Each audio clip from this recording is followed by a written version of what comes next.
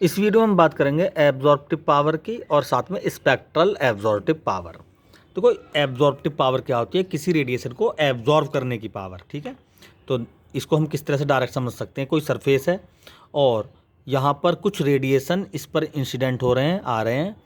तो जब कुछ रेडिएशन, हर तरह की वेवलेंथ के रेडिएशन है, जब इस पर इम्पोज होते हैं तो कुछ उसमें से रिफ्लेक्ट हो जाते हैं और कुछ इसमें एब्जॉर्ब हो जाते हैं। देखो ये रिफ्लेक्ट हो गया, ये रिफ्लेक्ट हो गया और ये रिफ्लेक्ट हो गया।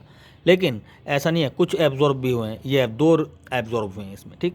तो जितनी रेडिएशन इसमें डेल्टा क्यू रेडिएशन एब्जॉर्ब हो गया, किसके रेस्पेक्ट में? टोटल क्यू रेडिएशन के। अगर टोटल क्वांटिटी क्यू है रेडिएशंस की, उसमें से इतने रेडिएशन का एब्जॉर्ब हो गया, तो हम इसी रेशो को बोलते हैं किसी सरफेस की रेडिएशन को एब्जॉर्ब करने की पावर, ठीक है, एब्जॉर्प्टिव पावर। यदि हम इसी एब्जॉर्प्शन को किसी फिक्स वेवलेंथ रेंज के लिए लें तो हम फिर ये स्मॉल ए से ना करके इसको ए लैम्डा से कर लेंगे।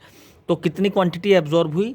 Delta Q is equal to Q into A lambda, Q into A lambda, ठीक है।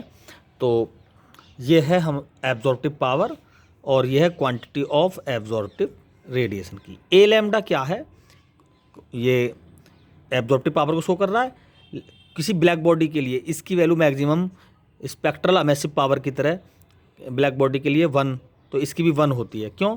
देखो, कोई ब्लैक बॉडी है या कोई आइडियल ब्लैक बॉडी है, जितना भी रेडिएशन इंसिडेंट होगा वो सारा का सारा एब्जॉर्ब हो जाएगा, यानी क्यू की वैल्यू भी सेम रहेगी, जितना रेडिएशन आएगा ये रेडिएशन सारा का सारा एब्जॉर्ब हो जाएगा।